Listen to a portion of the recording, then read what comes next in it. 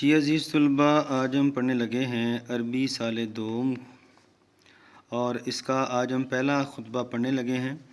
اس سے پہلے ہم نے جوامع الکلیم جو ہے اس کے سوالات وغیرہ حل کر لیے تھے، تو آج پہلا خطبہ، تو تقریباً یہ جو ہے وہ 6 خطبے ہیں۔ ان میں سے جو ہے وہ کوئی بھی خطبہ آ سکتا ہے، تو آپ کو پیرا دیا گیا ہوگا، اور پیرے میں سے ڈھونڈ کے آپ نے جو ہے وہ سوالات دینے ہیں۔ اس کا بھی پیرا دیا گیا ہوگا اور یہی سوالات ہوں گے۔ یہ جو آخر میں سوال دیے گئے ہیں یہی ہوں گے، وہ اپنی طرف سے کوئی بھی ایگزامینر سوال نہیں دے گا۔ تو آج ہم پڑھنے لگے ہیں خطبہ حجۃ الوداع۔ تو سب سے پہلے ہم اس کا ترجمہ پڑھتے ہیں، یہاں سے یہ شروع ہوتا ہے۔ تو بڑا مشہور خطبہ ہے، اردو میں تو آپ نے اکثر پڑھا ہوگا، تو آج ہم عربی میں پڑھنے لگے ہیں۔ اوصیکم عباد اللہ بتقوی اللہ، اوصیکم میں تمہیں وصیت کرتا ہوں اے اللہ کے بندو، بتقوی اللہ اللہ سے ڈرنے کی، واحثکم اور میں تمہیں ترغیب دیتا ہوں، الی طاعتہ اس کی اطاعت کی۔ ان ایھا الناس اے لوگو، ان دماءکم علیکم و اموالکم علیکم حرام، بے شک تمہارے خون اور تمہارے مال ایک دوسرے پر حرام ہیں۔ الی ان تلقوا ربکم، کب تک حرام ہے؟ جب تک تم اپنے رب سے مل نہیں جاتے، مطلب کہ موت تک حرام ہے۔ اور اتنے محترم ہیں تمہارے مال اور تمہارے خون ایک دوسرے پر، کا حرمت یومکم ھذا، جیسا کہ اس دن کی حرمت ہے، فی شہرکم ھذا، اس شہر میں، اس مہینے میں، فی بلدکم ھذا، تمہارے اس شہر میں۔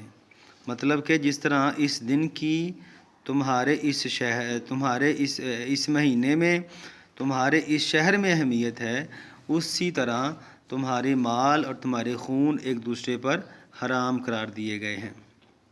وہ کون سا دن تھا؟ یوم عرفہ کا دن تھا، جب نبی علیہ السلام نے خطبہ حجۃ الوداع جو ہے وہ دیا تھا۔ فمن کانت عندہ امانت، جس کے پاس کوئی امانت ہے، فلیؤدیھا، تو اسے چاہیے کہ وہ امانت واپس کر دے، الی الذی ائتمنہ علیہا، جس کی یہ امانت ہے۔ وَإِنَّ رِبَا الجاہلیت موضوع، اور بے شک جتنے بھی جاہلیت کے سود تھے وہ منسوخ کیے جاتے ہیں۔ وَإِنَّ أَوَّلَ رِبًا أَبْدَأُ بِهِ، اور پہلا سود جسے میں منسوخ کرنے کا اعلان کرتا ہوں وہ ہے ربا ام العباس بن عبد المطلب، وہ میرے چچا عباس بن عبد المطلب کا سود ہے، وہ میں آج منسوخ کرتا ہوں۔ وَإِنَّ دِمَاءَ الْجَاهِلِيَّةِ مَوْضُوعَةٌ، اور بے شک جاہلیت میں جتنے بھی خون خرابے ہوتے تھے آج ان کو منسوخ کیا جاتا ہے۔ وَإِنَّ أَوَّلَ دَمٍ أَبْدَأُ بِهِ، اور پہلا خون جس سے میں اس کی ابتدا کرتا ہوں معاف کرنے کی، دم عامر بن ربیعہ بن الحارث بن عبد المطلب، وہ کس کا خون ہے؟ عامر بن ربیعہ بن حارث بن عبد المطلب کا خون ہے جو میں آج معاف کرتا ہوں۔ ایھا الناس اے لوگو، انما المؤمنون اخوہ، بے شک مومن بھائی بھائی ہیں۔ فلا یحل لامرئ مال اخیہ، کسی مومن کے لیے حلال نہیں ہے کہ اپنے بھائی کا مال ناجائز طریقے سے کھائے، الا ان طیب نفسہ، مگر اچھے طریقے سے، راضی خوشی رضامندی سے۔ رضامندی سے مراد یہ ہے کہ آپ نے مال ادھار دیا ہے تو وہ بعد میں واپس بھی لے سکتا ہے۔ فلا ترجعوا بعدی کفارا، تو میرے بعد تم کافر نہ بن جانا، یضرب بعضکم اعناق بعض، کہ ایک دوسرے کی گردنیں اڑاتے پھرو۔ فانی قد ترکت فیکم، بے شک میں تم میں ایک ایسی چیز چھوڑے جا رہا ہوں، ما ان اخذتم بہ، اگر تم نے اس کو پکڑے رکھا، لن تضلوا بہ، تو تم کبھی بھی گمراہ نہیں ہو سکتے۔ وہ کیا ہے؟ کتاب اللہ، اللہ کی کتاب۔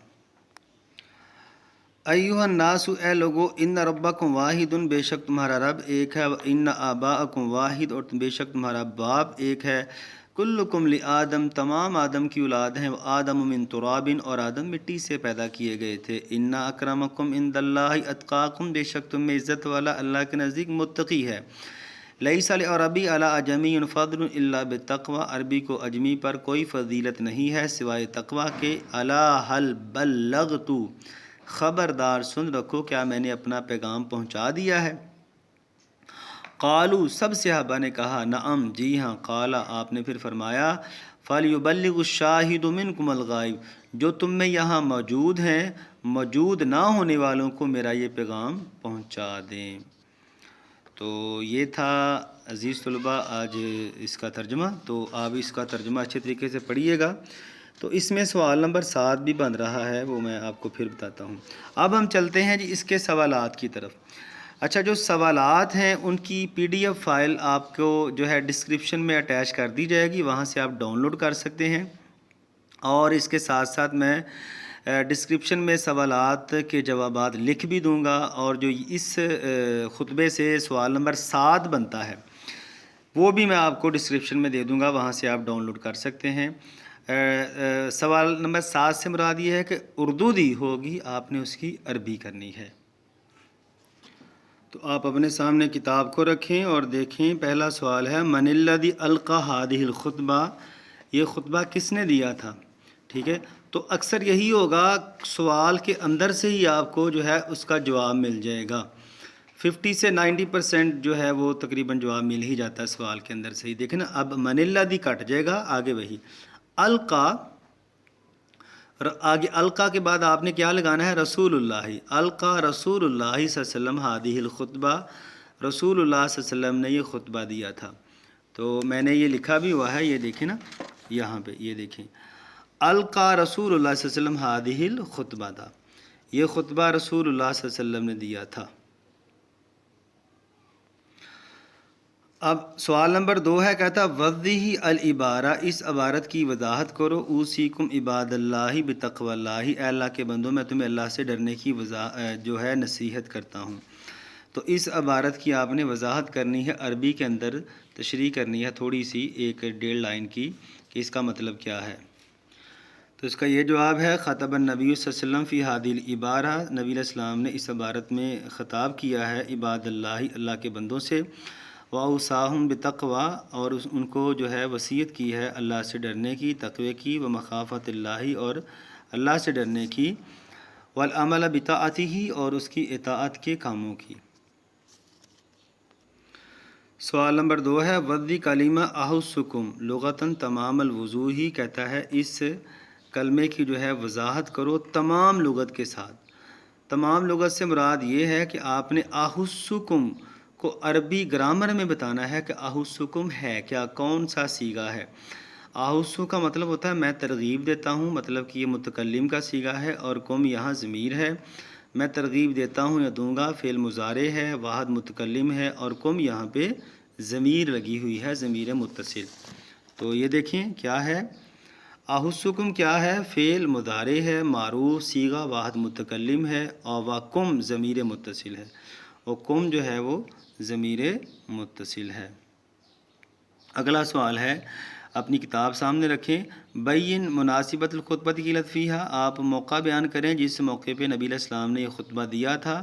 تو اس کا جواب کیا ہے، القى النبی صلی اللہ علیہ وسلم فی ہذہ الخطبہ، یہ خطبہ نبی علیہ السلام نے کب دیا تھا؟ دیا تھا حجۃ الوداع کے موقع پہ۔ دن کون سا تھا؟ یوم عرفہ کا تھا۔ وَهُوَ واقف علی ناقتہ، اور آپ صلی اللہ علیہ وسلم اپنی اونٹنی پر سوار تھے۔ اس کے بعد ہے اذکر الوصیۃ، جو چوتھا سوال ہے، اذکر جو ہے وہ 5واں سوال، اذکر الوصیۃ التی اوصاها النبی فی بدایۃ الخطبہ، کہتا ہے وہ وصیت بیان کرو جو نبی علیہ السلام نے خطبے کے شروع میں کی تھی۔ کیا کی تھی؟ اوصى النبی صلی اللہ علیہ وسلم فی بدایۃ الخطبہ، دیکھنا آپ کو کافی جواب سوال سے مل گیا ہے۔ کیا آپ نے لگوانا ہے؟ بتقوی اللہ وطاعتہ، اللہ سے ڈرنے کی اور اس کی اطاعت کی۔ اس کے بعد جی جو ہے وہ اگلا چھٹا سوال ہے، کہتا ہے عرف فی، چھٹا سوال کیا کہتا ہے، عرف فی ضوء قول رسول ان ربا الجاہلیت موضوع، کہتا ہے نبی علیہ السلام کے قول کی روشنی میں وضاحت کرو کہ بے شک جو ہے وہ جاہلیت کا سود آج منسوخ کیا جاتا ہے، نبی علیہ السلام کا قول بیان کر کے وضاحت کرو۔ تو چھٹے سوال کا جواب قد نہاہم النبی صلی اللہ علیہ وسلم عن ذالک، نبی علیہ السلام نے اس سے منع کیا ہے، وحرم ما زادہ عن اصل المالی، اور آپ نے جو ہے اصل مال سے زائد لینے کو حرام کیا ہے، بقولہ، اور آپ نے فرمایا ان ربا الجاہلیت موضوع، بے شک جاہلیت کے جتنے بھی سود ہیں آج منسوخ کیے جاتے ہیں۔ اچھا جی، اب ہے 7واں سوال ہے ای اول ربا جعلہ النبی موضوعا، کون سا سود تھا جو نبی علیہ السلام نے جو ہے جو ہے وہ منسوخ کیا تھا، کون سا تھا؟ چھٹا، ربا امل عباس بن عبد المطلب، اپنے چچا عباس بن عبد المطلب کا سود۔ اس کے بعد ہے جی 8واں سوال، اپنی بک پہ غور کریں۔ آئیے دم الجاہلیت جعلہ النبی موت، کون سا خون تھا جو نبی علیہ السلام نے جو ہے منسوخ کا قرار دیا؟ تو 8ویں سوال کا جواب یہ والا ہے، جعل النبی صلی اللہ علیہ وسلم دمی عامر بن ربیعہ موضوعا، یعنی کہ نبی علیہ السلام نے عامر بن ربیعہ کا خون جو ہے وہ منسوخ کیا تھا۔ ہمیں پتہ ہے جاہلیت میں خون خرابہ بہت زیادہ ہوتا تھا، اور یہ لڑائیاں جو تھیں وہ صدیوں تک نسل در نسل چلتی رہتی تھیں۔